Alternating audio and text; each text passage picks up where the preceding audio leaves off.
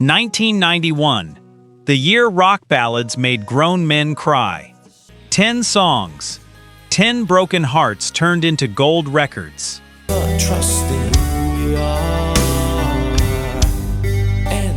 Some of these bands hit the top of the charts, then vanished forever. You think you know the story behind these songs. You don't.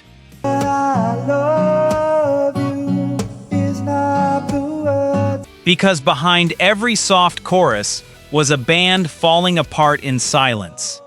Stick around. Number 1 will change how you hear it forever. Number 10. Mr. Big, To Be With You. Number 9. Damn Yankees, High Enough. I don't wanna hear about it anymore. This one feels like a slow drive home after a fight with someone you love. Heavy Heart, Headlights on Wet Road, Radio Low, just enough to fill the silence between you and your own thoughts. It's a shame I've got to live without you anymore. Damn Yankees was a supergroup, and in 1991, that word meant something huge. Ted Nugent, famous for wild energy and loud, aggressive guitar work. There's a fire in my heart, a pound. Tommy Shaw, the voice behind some of Styx's biggest hits. Jack Blades, the bassist and singer who helped build Night Ranger into a household name. 3 careers, 3 egos, 3 different visions, all put together to make one loud rock band.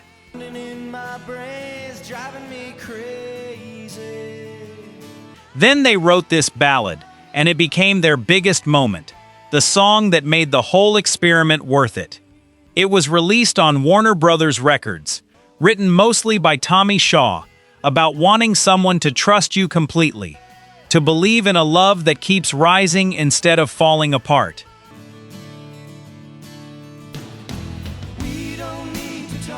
The song climbed high on the American charts through late 1990 into 1991, and it became a rock radio staple that still gets airplay on classic rock stations today.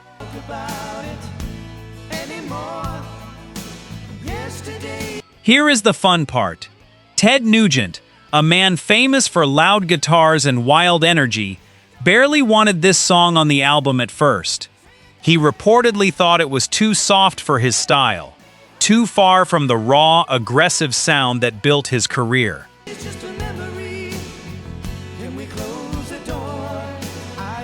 He agreed to let it happen, mostly to keep peace within the band, and it became the song that carried the whole group into the mainstream in a way none of their individual careers had done in years.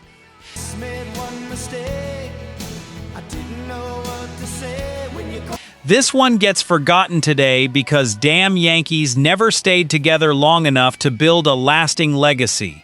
They only made 2 albums before internal tension and different priorities pulled everyone back to their own careers.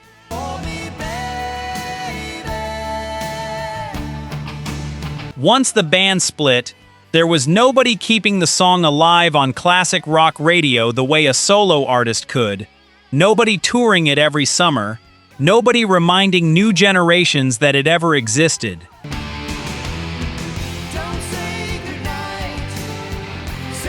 That is what happens when 4 legends borrow gold from a promise, but no one sticks around to spend it. If you are enjoying this so far, go ahead and smash that like button.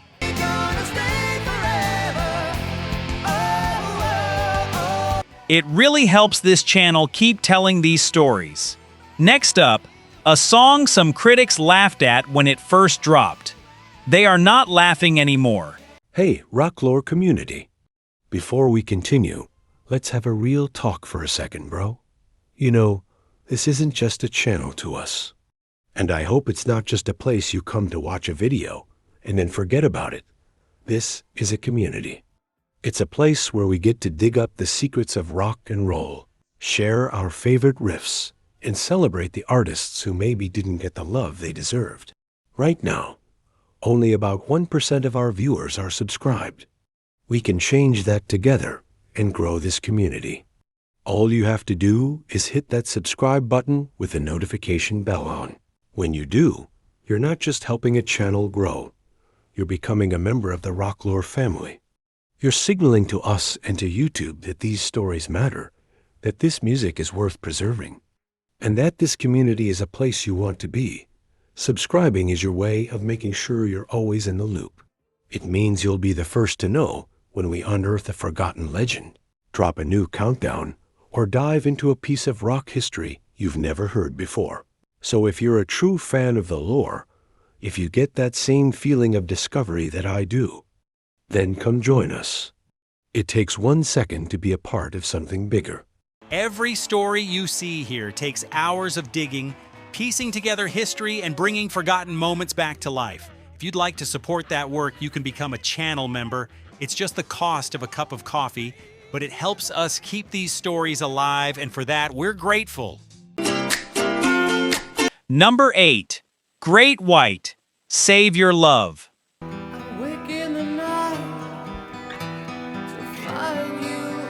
This one feels lonely, like standing outside in the rain, watching someone else's window light go dark, knowing there is nothing left to say that would change anything.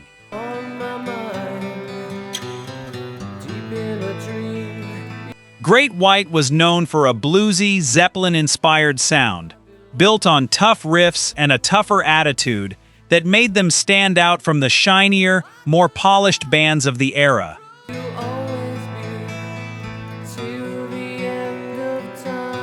But in 1991, they slowed everything down for this song, from their album Hooked, released on Capitol Records.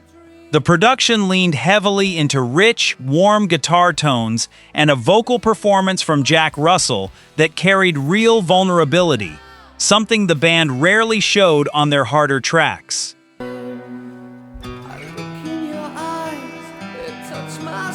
The lyrics are about begging someone not to give up on a relationship that is falling apart, about holding on to something you know is slipping through your fingers. It became a rock radio hit and a fan favorite live, even though it never became a massive crossover smash like some songs on this list.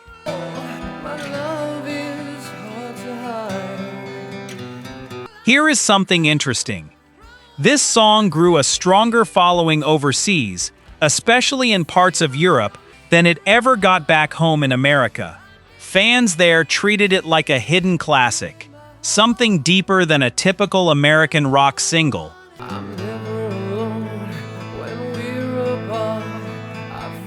And it still gets requested at European rock festivals decades later. It faded at home because 1991 was a crowded year for rock ballads. Bigger names with bigger budgets were flooding the radio,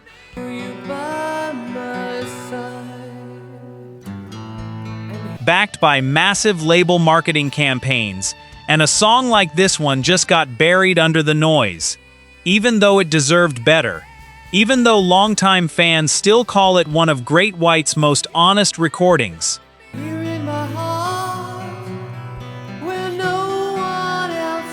Sometimes the best song in the room is not the loudest one. It is just the one nobody was ready to hear yet. Coming up next, a band who many call the most underrated voice of the whole decade. Number 7. Skid Row, Wasted Time.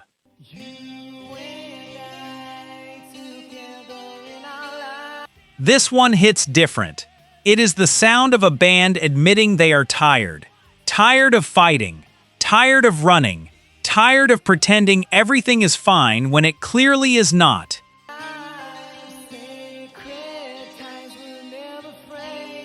Skid Row built their name on speed and attitude with songs like Youth Gone Wild, a band that seemed to run on pure teenage rage and energy.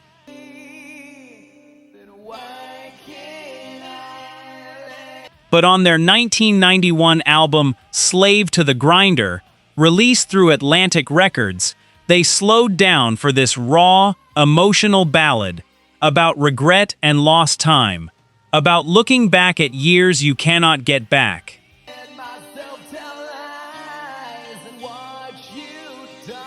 Sebastian Bach's voice on this track shows a side of him fans rarely got to hear. Full power, but full pain too, stretching notes until they crack just slightly, in a way that feels completely unplanned and completely real.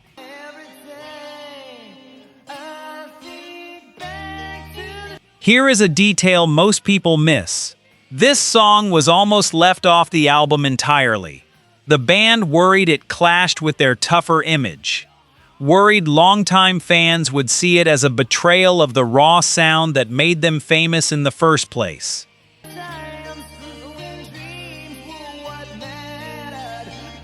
It made the cut at the last minute, added almost as an afterthought. It never got the spotlight that bigger power ballads got that year because Skid Row's label pushed harder singles from the record instead, choosing songs that matched the band's aggressive image over one that revealed something more personal.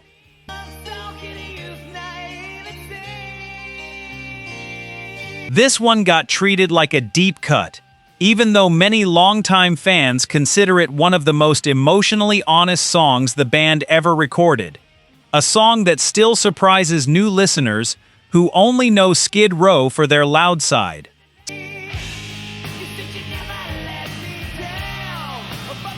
Some songs do not need the spotlight to matter. They just need one person, late at night, who finally understands what the words mean. Next, we talk about a song that sold soundtracks and broke hearts at the exact same time. Number 6.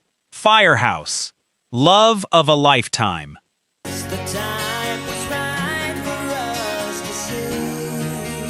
This is the kind of song that plays at a wedding, and somehow also plays in your head after a breakup. It carries both feelings at once, joy and loss tangled together in the same 4 minutes.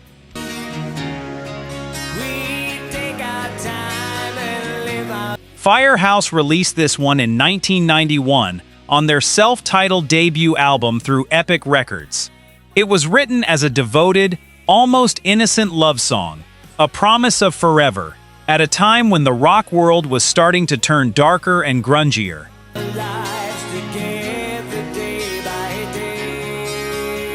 When cynicism was becoming cooler than sincerity. This song refused to follow that trend. It became a massive hit, reaching the top 5 on the American charts and helping the band earn recognition as favorite new artist at the American Music Awards.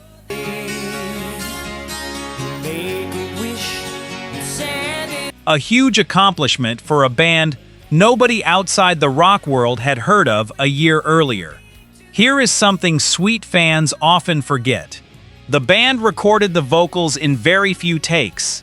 Singer CJ Snare wanted it to feel raw and real, not overly polished.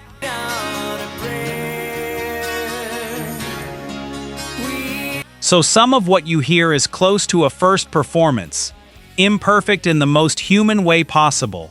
This song gets forgotten today because the sound of rock radio changed so fast after 1991.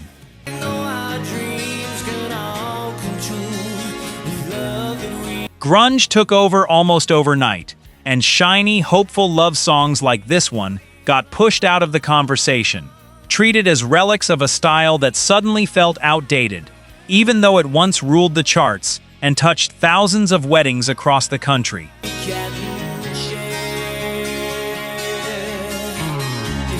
That is the cruel part of music history. Sometimes a song does not fade because it was bad. It fades because the whole world around it changed, and it never got a fair chance to age gracefully.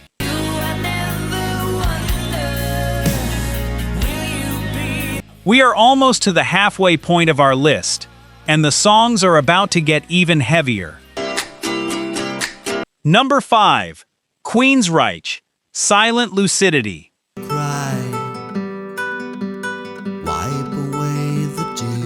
This one feels like standing at the edge of a dream, unsure if you are asleep or awake, unsure if the voice you hear is real or just a memory of comfort. Drop from your eye. Queensryche was a progressive metal band known for concept albums and complex ideas. A band that fans respected more for intelligence than for radio hits. You're lying safe in bed. In 1991, they released Empire on EMI Records, and inside it was this gentle, almost lullaby-like ballad written by guitarist Chris DeGarmo. It was all a bad dream spinning in your head. The lyrics talk about comforting someone through fear and nightmares, almost like a parent speaking to a scared child, urging them to let go and trust that everything will be all right.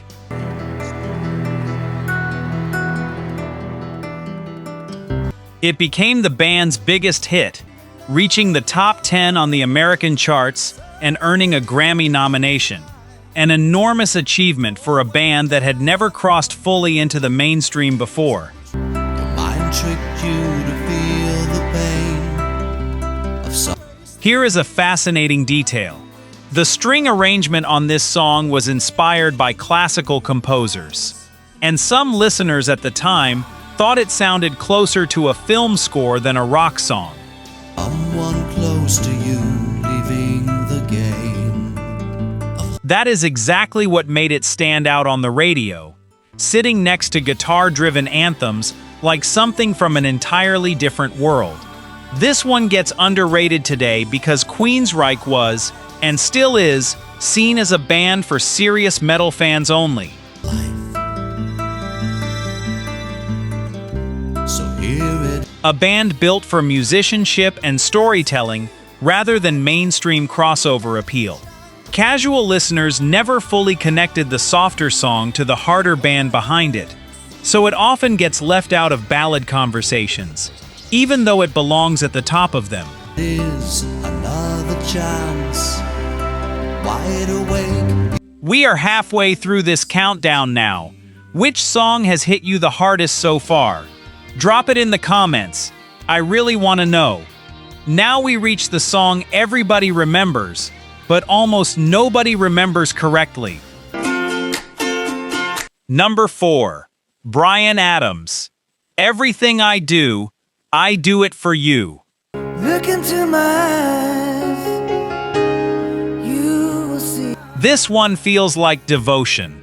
Total, unshakable, almost desperate devotion. The kind of love that promises to survive anything thrown at it.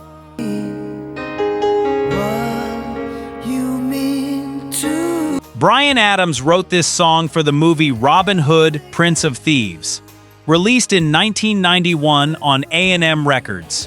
Produced with Robert John Mutt Lange and Michael Kamen, two of the most respected names in the industry at the time. The lyrics promise total loyalty to someone, no matter what it costs, no matter how far they have to go.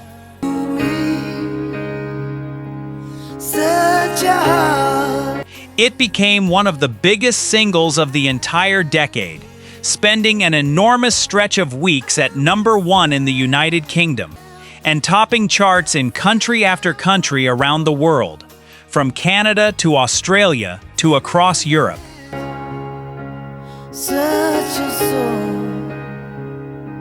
Here is a wild fact. Bryan Adams recorded his vocal for this song in basically one emotional take, because he wanted it to feel like a real promise, not a rehearsed performance, and that raw, unpolished honesty is part of why it connected with so many people.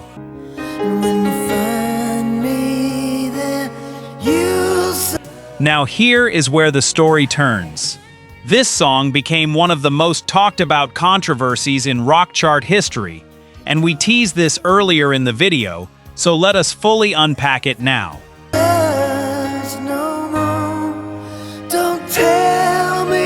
Some people say the song stayed at #1 in the UK for so long, 16 straight weeks, that it actually frustrated other artists and fans, who felt like radio and charts were stuck on repeat, unable to move forward. It's not worth trying for. In interviews over the years, it has been said that some rock purists felt the song was too soft, too commercial, almost like a betrayal of Bryan Adams' tougher rock roots from earlier albums like Reckless. There are different versions of the story about why it dominated for so long. You can't tell me it's not worth dying for. Some point to the massive box office success of the movie itself, since the song was tied directly to one of the biggest films of the year. Others point to how heavily radio stations leaned on one safe, emotional song during an uncertain time for rock music, when programmers wanted something guaranteed to keep listeners tuned in. You know it's true. This created real tension in the industry, between artists who felt overshadowed by endless airplay and a public that simply could not stop requesting it. The controversy did not destroy the song. If anything, it built its legend. Everything I do. It pushed Bryan Adams into a completely different level of global fame, while also making some longtime fans quietly turn away from him, feeling like he had crossed over into pure pop territory and left his rock identity behind. Good for you. That tension is still debated by classic rock fans today, decades after the song first hit the airwaves. That is why this tune is not just music, it is history. A single song that split a fan base and topped the world at the exact same time.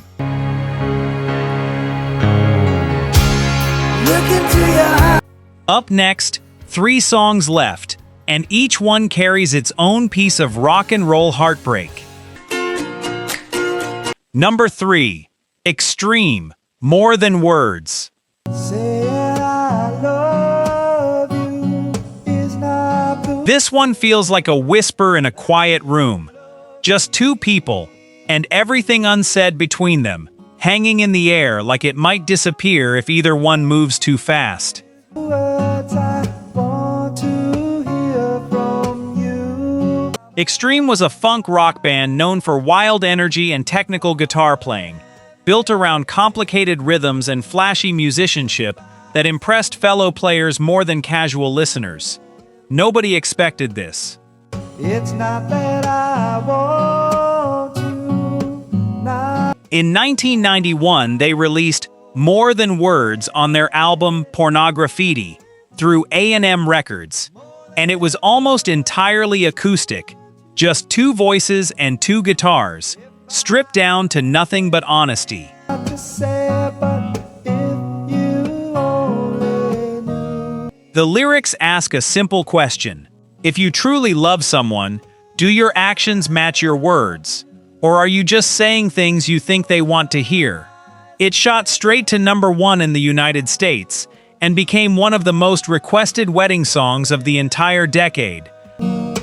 How easy. A song that still gets played at ceremonies today. Here is a detail many fans do not know.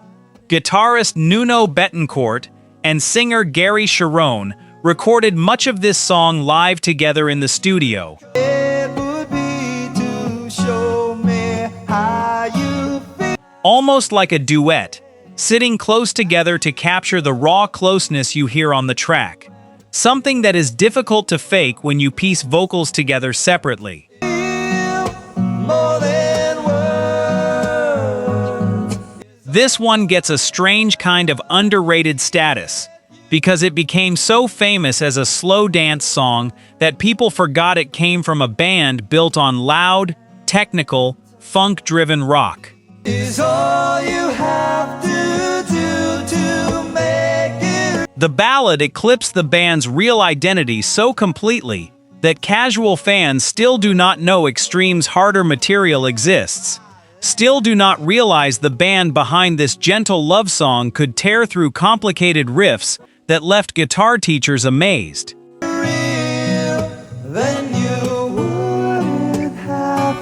Sometimes a band spends years building a sound, and then one quiet song becomes the only thing the world remembers. That is a heavy thing to carry.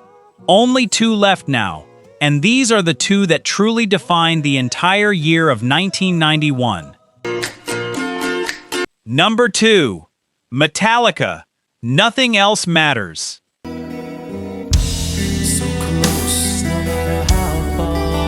This one feels like armor coming off. A tough man, alone, finally telling the truth, dropping the wall he built to protect himself from everyone else. Metallica had built their name on speed, aggression, and thrash metal fury. A band that spent the 80s proving they could outplay and outlast anyone in the underground scene.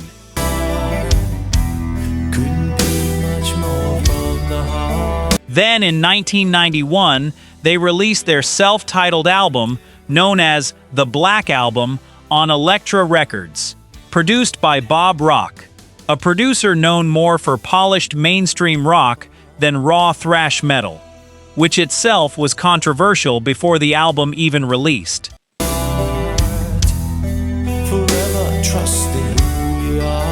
Inside it was this song, written by James Hetfield almost as a private phone call to someone he loved. Never meant for the public at first. Something so personal he almost kept it to himself.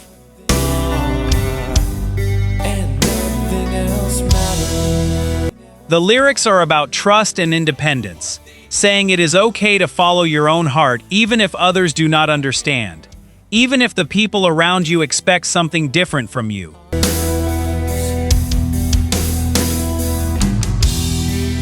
It became one of the band's signature songs and helped push the album to sell over 30 million copies worldwide, making it one of the best-selling albums in the history of the genre.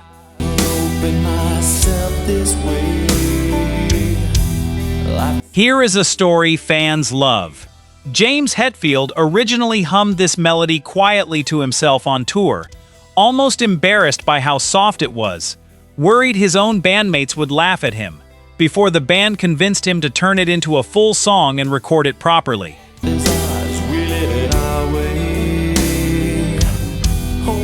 This one still causes debate inside the metal community.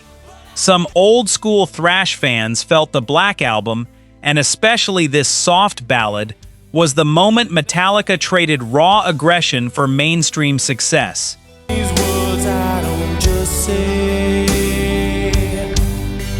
The moment they chose radio play over the underground scene that built them.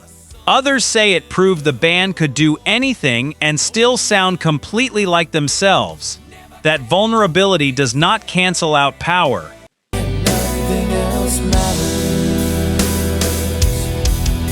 Either way, it marked a turning point that changed heavy metal forever, opening the door for other bands to slow down without losing credibility. A band built on speed slowed all the way down, and it became one of the most powerful moments of their entire career. Trust I seek, and I find it. And now, the song that started this whole story, the one that defines everything this list is about. Rise and Fall, all in one song. Hey, Rocklore community. Before we continue, let's have a real talk for a second, bro. You know, this isn't just a channel to us. And I hope it's not just a place you come to watch a video and then forget about it. This is a community. It's a place where we get to dig up the secrets of rock and roll, share our favorite riffs, and celebrate the artists who maybe didn't get the love they deserved. Right now, only about 1% of our viewers are subscribed. We can change that together and grow this community. All you have to do is hit that subscribe button with the notification bell on. When you do, you're not just helping a channel grow, you're becoming a member of the Rocklore family. You're signaling to us and to YouTube that these stories matter, that this music is worth preserving, and that this community is a place you want to be. Subscribing is your way of making sure you're always in the loop. It means you'll be the first to know when we unearth a forgotten legend, drop a new countdown, or dive into a piece of rock history you've never heard before. So if you're a true fan of the lore, if you get that same feeling of discovery that I do, then come join us. It takes 1 second to be a part of something bigger. Every story you see here takes hours of digging, piecing together history, and bringing forgotten moments back to life. If you'd like to support that work, you can become a channel member. It's just the cost of a cup of coffee, but it helps us keep these stories alive, and for that, we're grateful. Number 1. Guns N' Roses, November Rain.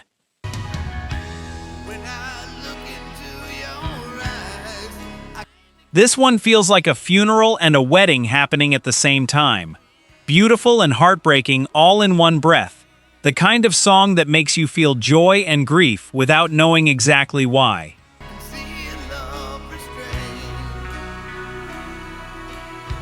Guns N' Roses released November Rain in 1991 on their album Use Your Illusion Ein through Geffen Records.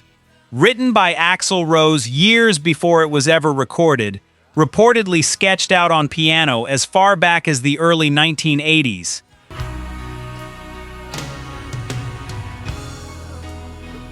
The song is about love that cannot survive, no matter how much you want it to, no matter how hard you try to hold on to something that is already slipping away. It ran nearly 9 minutes long, featured a full orchestra arranged with the help of guitarist Slash and producer Mike Klink,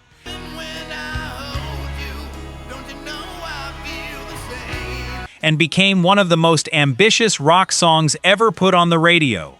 It reached the top 10 in the United States and remains one of the most watched classic rock videos of all time, still pulling in massive numbers decades after it first aired.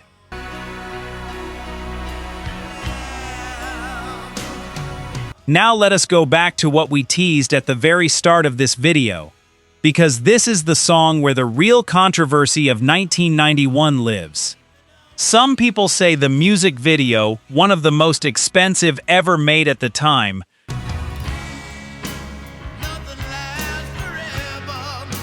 showed a wedding and funeral so dramatic that critics accused the band of pure excess, spending enormous money, while some fans felt rock and roll was supposed to stay raw and simple, not wrapped in orchestras and cinematic storytelling.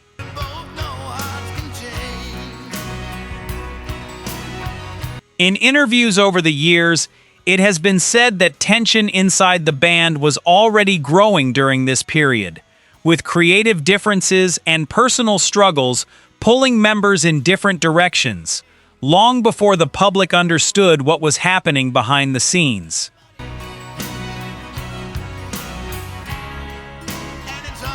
There are different versions of the story about what caused the band to eventually fall apart.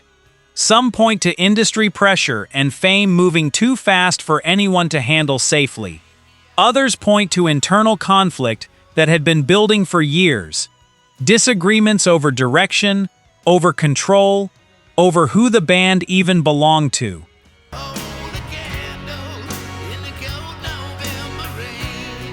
What is not debated is this: the years right after this song came out were the beginning of the end for the original lineup of Guns N' Roses, a lineup that would never record together in the same way again. This controversy did not kill the song. It made it a legend. The mystery, the excess, the heartbreak in the lyrics, all of it became proof that the song was not just a performance.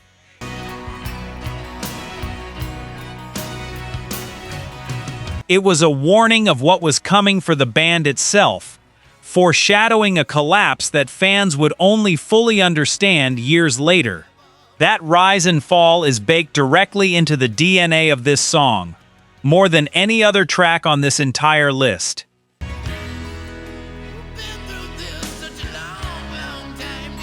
That is why this tune is not just music. It is history. A love song that turned into a eulogy for a band that would never be the same again.